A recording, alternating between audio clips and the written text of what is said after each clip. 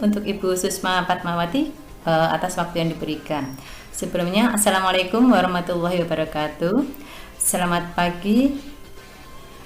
Ya, selamat pagi siswa Nusantara yang hebat, juga Bapak Ibu guru yang berkenan hadir dalam acara Guru Mengajar untuk Nusantara pada pagi hari ini. Pada pagi hari yang cerah ini, saya mencoba mengangkat tema tentang puasa dan sistem pertahanan tubuh dalam materi belajar biologi.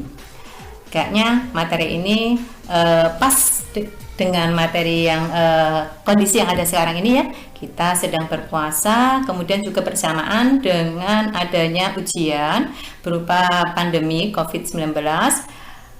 Kemudian juga mungkin akan muncul tanda tanya pada diri kita, bagaimana ya kalau kita tetap puasa padahal sekarang sedang musimnya COVID. Terus kira-kira apa yang akan terjadi pada tubuh saya? Kira-kira apakah saya nanti akan sakit atau bisa tetap sehat atau tidak ya? Nah, untuk itu kita mari bersama-sama mempelajari tentang sistem pertahanan tubuh dan puasa ya. Yang pertama, tujuan pembelajaran dari hari ini. Tujuan pembelajaran hari ini adalah yang pertama, kita memahami pengertian tentang sistem pertahanan tubuh beserta komponennya. Kemudian yang kedua, kita juga memahami tentang pengertian puasa. Terus yang ketiga, mencoba mengetahui hasil-hasil penelitian tentang pengaruh puasa terhadap sistem pertahanan tubuh. Nah, sudah siap semua untuk belajar ya? Ya. Sekarang kita mencoba mempelajari yang pertama dulu tentang sistem pertahanan tubuh dengan komponennya. Ya. Sistem pertahanan tubuh berdasarkan pada beberapa referensi, kalau Ibu rangkum itu bisa diartikan begini: upaya pengenalan dan penghancuran benda asing yang masuk ke dalam tubuh manusia, termasuk di dalamnya adalah patogen. Nah, kalau kita cermati pada tulisan di sini ya, ada upaya pengenalan. Jadi tubuh itu akan mengenal dulu. Nah, terus yang kedua, kalau berbahaya baru penghancuran. Pengenalan, kemudian penghancuran benda asing yang masuk ke dalam tubuh manusia. Nah, dalam kehidupan sehari-hari tentu tidak jarang kita temukan ada beberapa benda asing yang masuk ke tubuh kita. Contohnya kita pas naik sepeda motor enak-enak, tahu-tahu ada debu yang masuk ke mata kita. Nah, itu kan termasuk benda asing, sehingga tubuh berkewajiban untuk mengeluarkannya. Terus kadang-kadang juga kita pada saat membantu ayah di kebun, membuat pagar, tahu-tahu ada sepotong bambu kecil, irisan bambu yang masuk ke dalam jari kita. Nah, itu juga termasuk benda asing. Nah, selain benda asing yang dihancurkan, itu juga ada patogen. Ada istilah patogen. Patogen itu artinya makhluk hidup yang bisa menyebabkan penyakit pada tubuh kita. Apa saja yang termasuk patogen? Bisa berupa jamur, atau mungkin berupa bakteri, atau yang paling baru sekarang virus, itu juga termasuk patogen. Artinya segala sesuatu yang bisa menyebabkan penyakit pada tubuh kita. Nah, jadi dari pengertiannya kita bisa memahami ya, sistem pertahanan tubuh itu artinya apa? Oh ya, tubuh seperti halnya sistem penjagaan, dia mengenal dan menghancurkan benda asing yang masuk ke tubuh manusia. Oke, yang kedua, lanjut. Komponennya apa saja? Nah, siapa saja yang termasuk perangkat sistem pertahanan tubuh itu? Ya. Secara garis besar, sistem pertahanan tubuh itu ada dua komponen. Yang pertama, jaringan limfa. Mungkin nanti kalian di buku yang lain akan mendapati bukan disebut sebagai jaringan limfa, tapi yang lebih luas lagi dalam bentuk sistem limfatik. Ya. Kemudian yang kedua adalah jaringan darah, terutama di sini leukosit.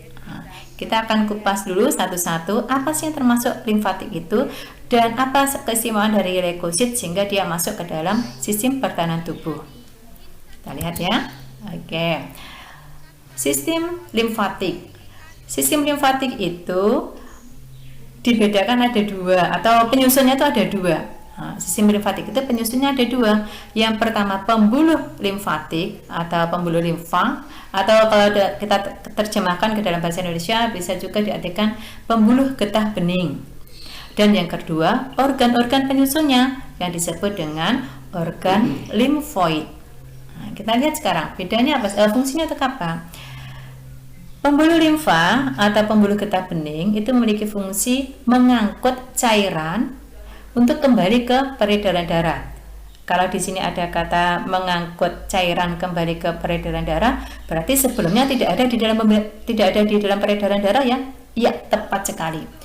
Sebelumnya yang namanya cairan ini adanya di luar pembuluh darah. Nah, sehingga ini dikatakan sebagai peredaran darah terbuka karena dia tidak beredar melalui pembuluh darah. Nah, pembuluh limfa itu komponennya lebih banyak mengandung sel darah putih, lain dengan darah kita. Di situ pada pembuluh darah itu lebih banyak, tidak hanya sel darah saja yang dikandung, ada sel darah merah, ada trombosit, kemudian ada senyawa-senyawa organik maupun anorganik. Nah, yang kedua adalah organ limfoid.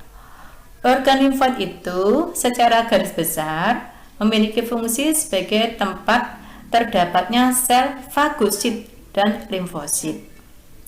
Sel fagosit itu, nah, kalau kita ingat kembali ya materi kelas 11 juga semester 1, fagosit itu kan artinya pemakan, pemangsa. Nah, berarti organ limfoid itu memiliki fungsi sebagai tempat terdapatnya sel-sel yang memakan benda asing.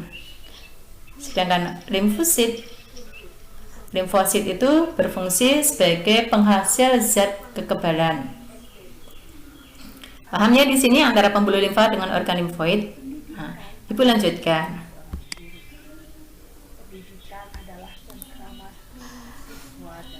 Pembuluh limfa. Secara garis besar, pembuluh limfa itu berdasarkan pada muaranya itu ada di mana, dibedakan ada dua. Pembuluh limfa kanan yang dinamakan dengan ductus lymphaticus dexter, nah, meliputi kepala, leher, dada, kemudian paru-paru, kemudian lengan sebelah kanan.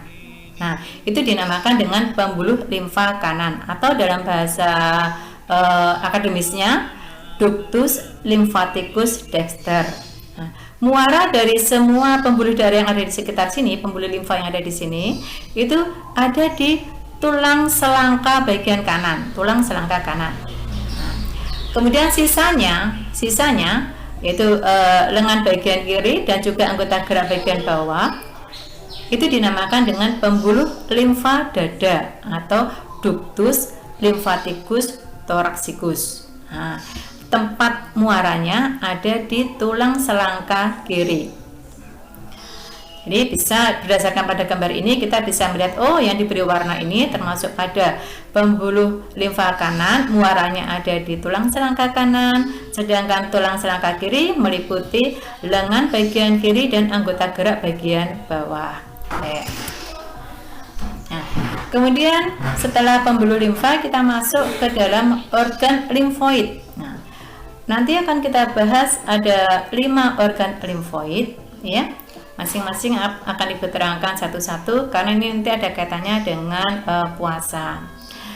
Organ limfoid yang pertama adalah sumsum merah. Sumsum merah itu ada di rongga tulang panjang atau tulang pipih ya, ada di tulang, terutama biasanya ada di dalam tulang pipih.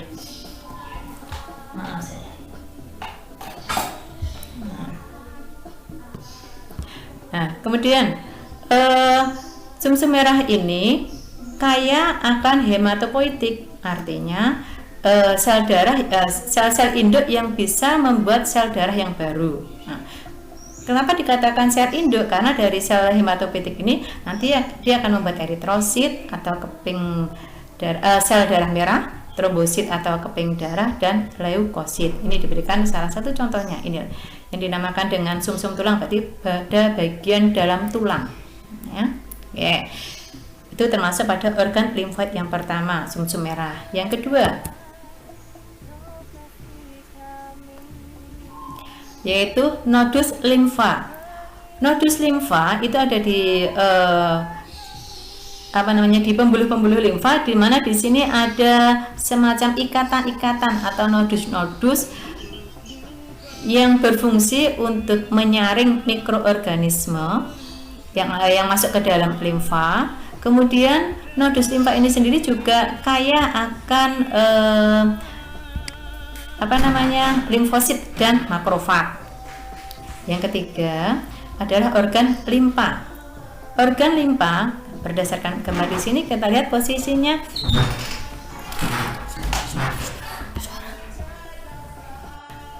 Organ limfa yang ketiga adalah limpa. Limpa ini posisinya dekat dengan lambung, kemudian berfungsi sebagai pembuang antigen dalam darah dan juga untuk menghancurkan eritrosit. Ya, jadi eritrosit yang sudah tua, yang sudah usang,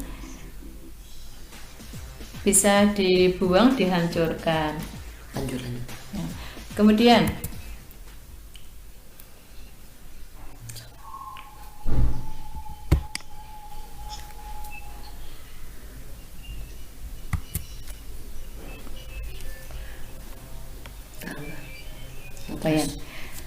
yang keempat adalah timus. Timus ini sebagai tempat limfosit yang berkembang menjadi sel T. Nah, selain itu, limfosit sebagai tempat timus sebagai tempat limfosit, Terus yang ketiga, timus ini juga tidak memerangi antigen secara langsung. Kenapa? Karena pada timus ini dia menyediakan hormon timopoietin yang nantinya akan menyebabkan kekebalan pada sel T.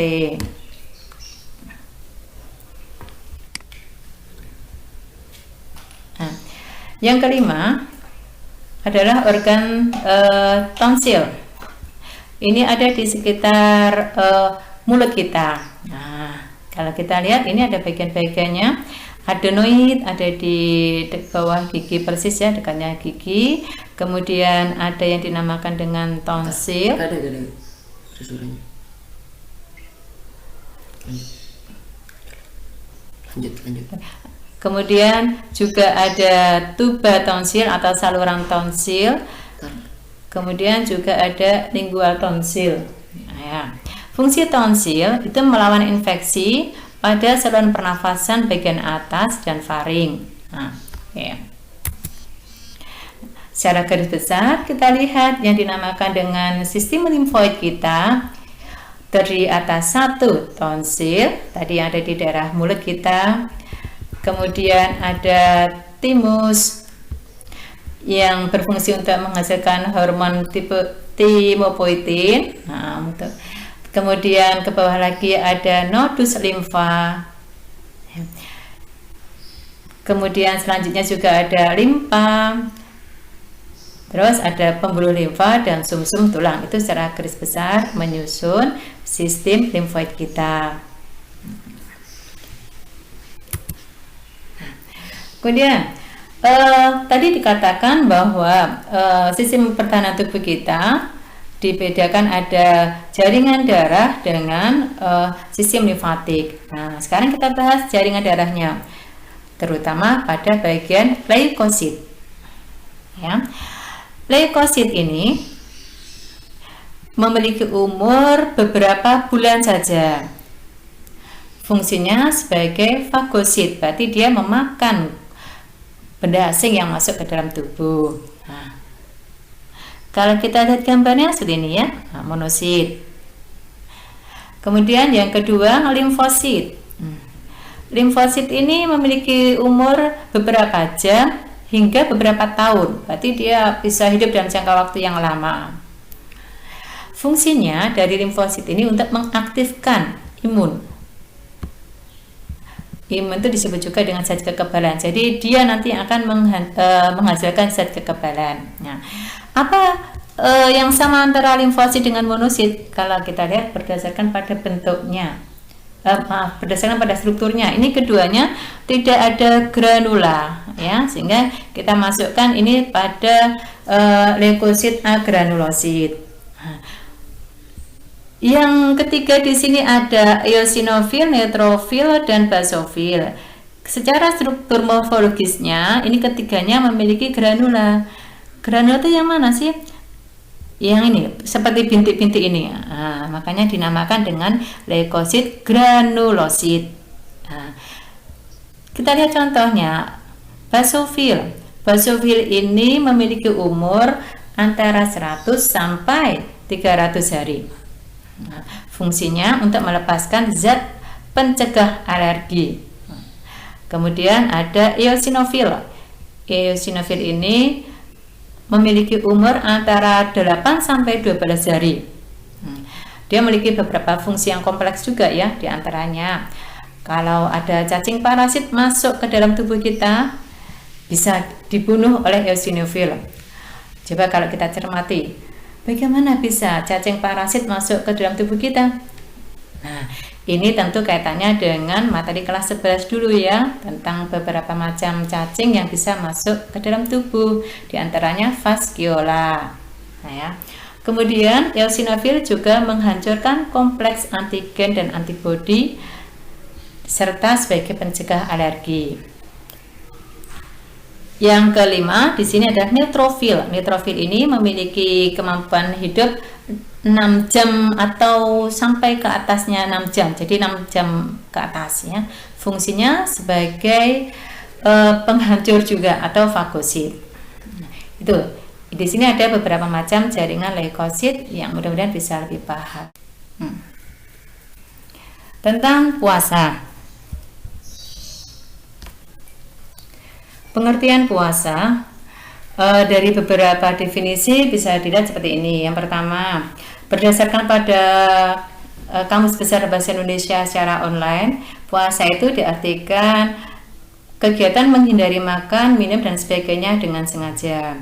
Kemudian ternyata zaman dulu itu puasa juga sudah ada. Ini kalau dilihat dari sejarahnya, ya. Puasa zaman dulu dinamakan dengan istilah Pasa Brata. Itu tercantum dalam kitab Ramayana versi Jawa kuno. Sehingga di situ diinformasikan bahwa dalam kitab Ramayana itu ada beberapa macam puasa. Ada puasa muti, ada puasa ngerowot. Ngerowot itu berarti hanya makan buah-buahan saja. Kalau muti itu berarti hanya makan nasi putih dengan air putih saja. Kemudian ada juga puasa patigeni. Puasa patigeni itu artinya puasa yang berada dalam tempat kegelapan. Terus juga ada pengertian puasa dari agama Islam sendiri. Kalau menurut versi agama kita, bukan hanya menghindari makan minum saja, ya, tapi juga menghindari segala sesuatu yang bersifat keburukan atau menahan hawa nafsu, ya. Di agama lain, puasa itu juga ada yang menerapkannya. Ada puasa Daud, kalau versinya dalam agama Kristen itu ada. Kemudian juga dalam agama Hindu Buddha juga ada. Apa sih manfaat puasa atau kaitan puasa dengan sistem pertahanan tubuh? Kita lihat hasil penelitian yang ada. Nah, hasil penelitian tentang puasa yang pertama dari Jurnal Keperawatan yang terbit pada bulan Januari 2019 itu diinformasikan bahwa puasa Senin Kamis itu memiliki pengaruh yang signifikan terhadap leukosit, yaitu terhadap sel darah putih, terutama pada jumlah dari sel eosinofil, kemudian sel dari neutrofil segmen. Neutrofil segmen itu berarti sel neutrofil yang sudah matang. Kemudian juga terhadap peningkatan limfosit.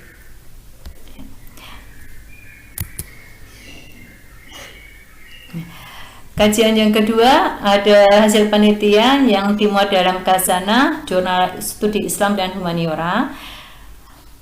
Disebutkan bahwa puasa Ramadan dapat meningkatkan kadar imunoglobulin A dan imunoglobulin G. Nah, imunoglobulin itu disebut juga dengan antibodi.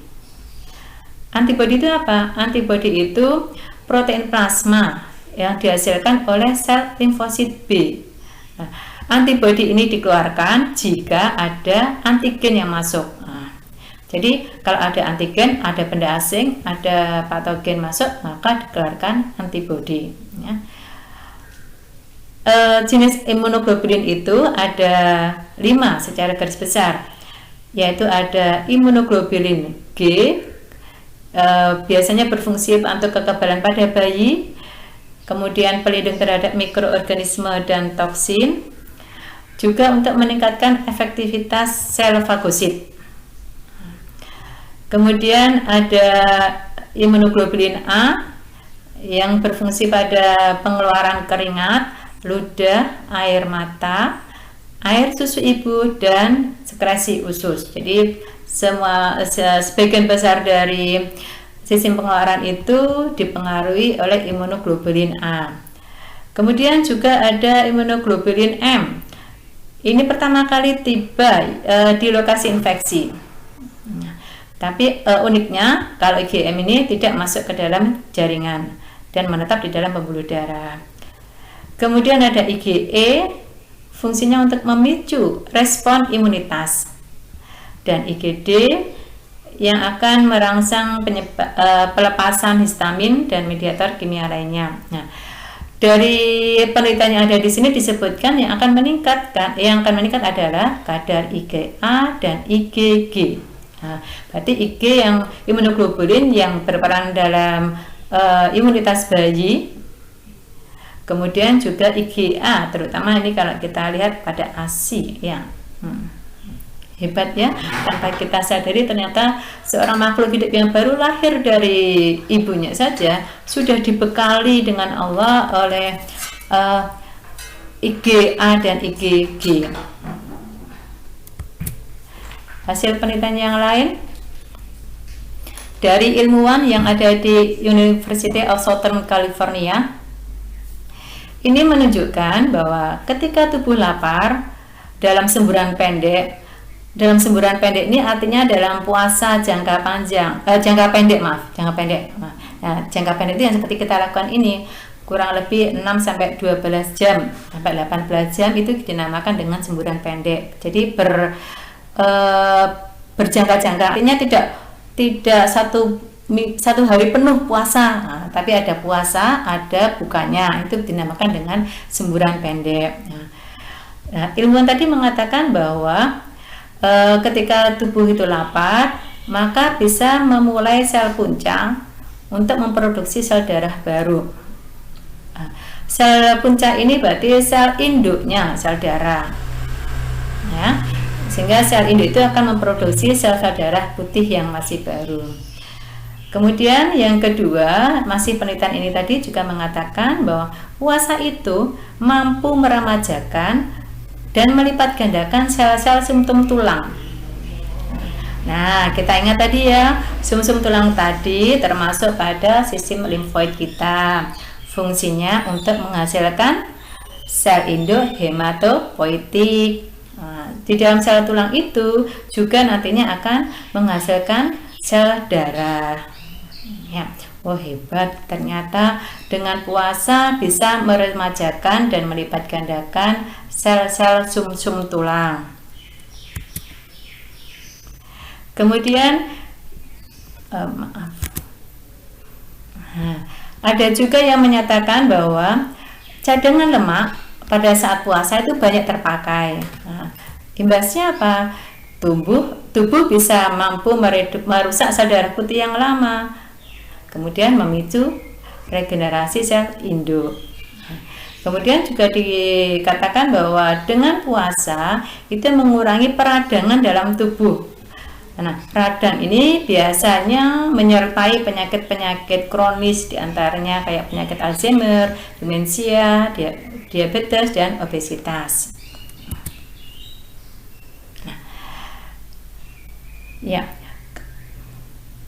kalau kita berpuasa ada banyak sekali manfaat positifnya, ada kaitannya dengan sistem pertahanan tubuh kita, maka sangat benar firman Allah yang berarti dan berpuasa itu lebih baik bagimu jika kamu mengetahui.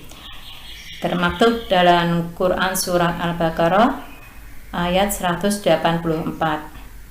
Kemudian juga ada sabda Rasulullah SAW yang bersabda bahwa berpuasalah kamu sekalian, niscaya kalian akan sehat.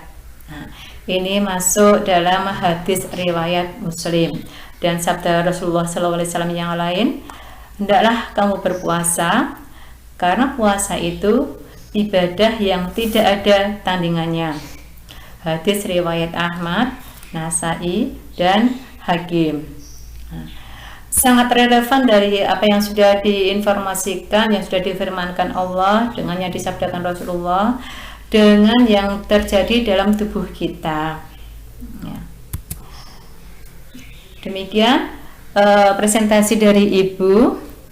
Selanjutnya Ibu kembalikan ke Ibu moderator, Ibu Suspa. Monggo.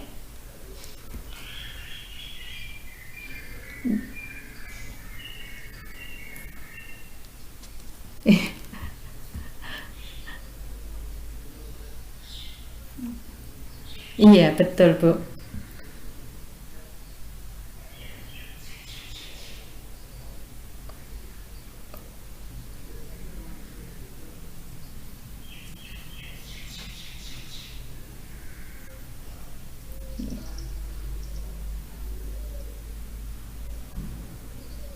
Ya, jadi ternyata dengan berpuasa itu ada banyak manfaat yang kita dapatkan, bukan hanya sekedar menahan emosi atau menahan nafsu ya, tapi ternyata juga bisa meningkatkan daya tahan tubuh kita. Di situ tadi kita lihat ada kerja keras dari sel-sel leukosit untuk memperbanyak diri, untuk memperbarui diri, sehingga kita semakin memiliki daya imunitas yang tinggi dan juga bisa memiliki sel fagositas atau lebih sensitif lagi. Sel-sel darah putih itu lebih sensitif lagi terhadap masuknya benda asing ke dalam tubuh kita. Jadi saya ulangi dulu ya Bu ya pertanyaannya. Jadi kalau misalkan bayi itu memiliki memiliki kekebalan alami juga, tadi memiliki IG.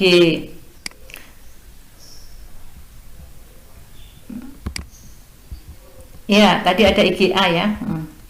Ada IgA sama IgD. Nah, kemudian yang dimaksudkan tadi sama Bu Suspa?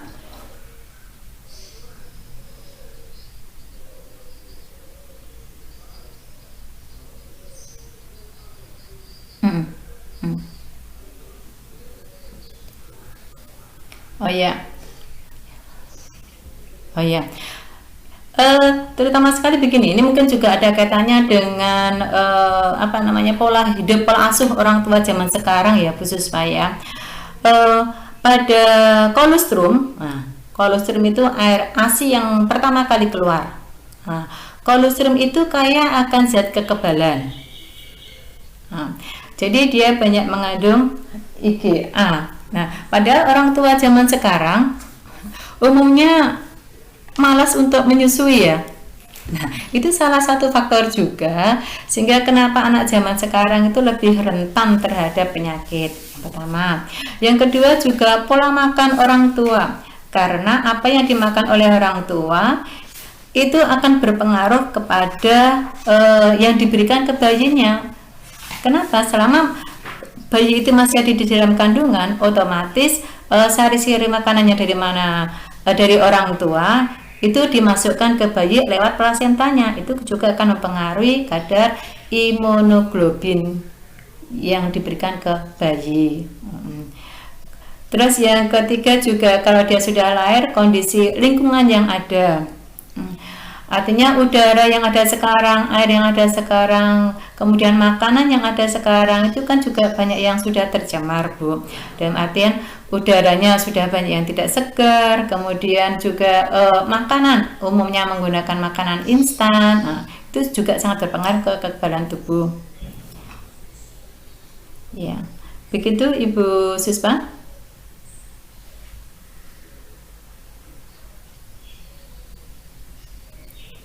Jelas, iya, betul. Iya, iya. Jadi kalau seorang ibu hamil itu menjaga kesehatannya baik untuk dirinya sendiri maupun untuk anak yang dikandungnya atau bayi yang dikandungnya.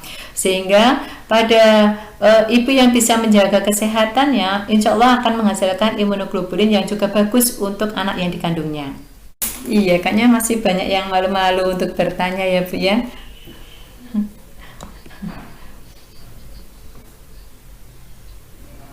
Oh ya, kalau malu bisa pakai cat saja biar nggak ketahuan suaranya seperti apa.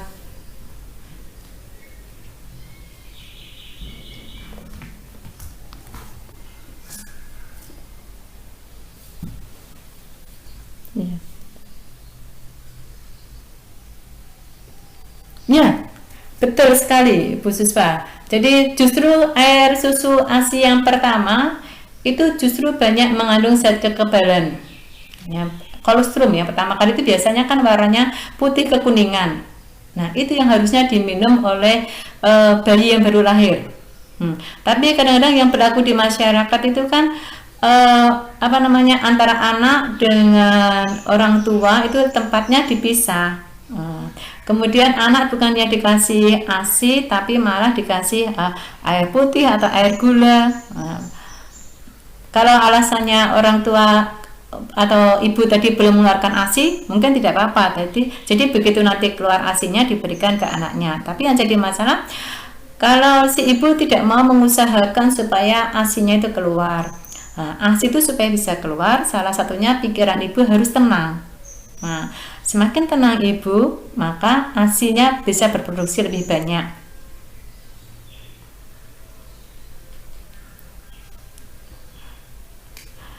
Ternyata ada kaitannya ya antara ASI kemudian imunoglobulin. Nah, jadi apa yang diciptakan Allah itu memang bukan sia-sia. Maha besar Allah dengan segala firman-Nya, dengan segala kreasinya. Ya, eh, mohon maaf khusus Pak, saya nggak kedengaran nih.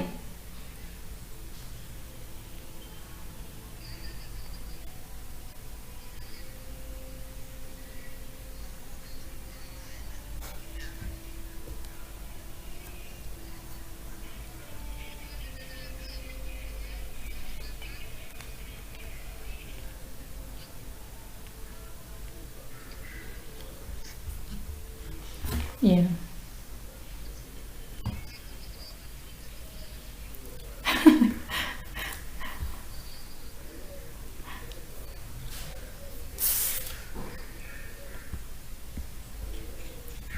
ya. Dan sebentar.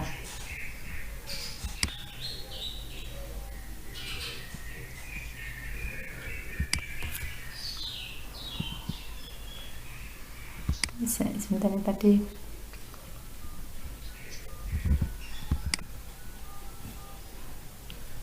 Ya, oke.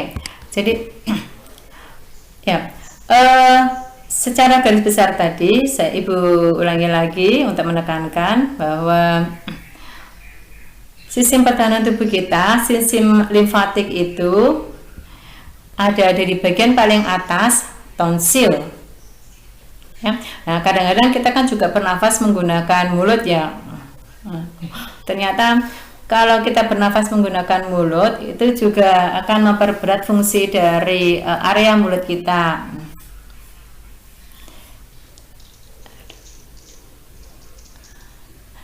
Ya.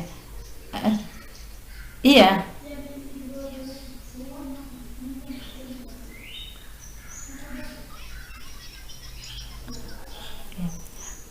Terus kemudian tadi dinyatakan juga bahwa pada tonsil itu melawan infeksi pada saluran pernafasan bagian atas dan faring. Nah, kalau kita kaitkan dengan yang ada sekarang kegiatan apa namanya pandemi COVID-19 ini, kita melihat bahwa pada saat di swab itu juga bisa daerah mulut atau hidung. Nah, Karena di situ biasanya tempat bersembunyinya virus. Terus yang kedua, timus. Timus ini biasanya hanya ada pada sampai usia tertentu saja. Dia akan semakin mengecil pada usia tertentu. Nah, kemudian juga ada nodus limfa. Nodus limfa yang biasanya ada di dekat ketiak, kemudian juga dekat selangkangan. Sehingga tidak heran kalau misalkan kita sakit ya, kaki kena paku. Itu kadang-kadang merasakan sakit juga pada bagian pangkal paha. Ya, karena di sini adanya nodus-nodus limfa.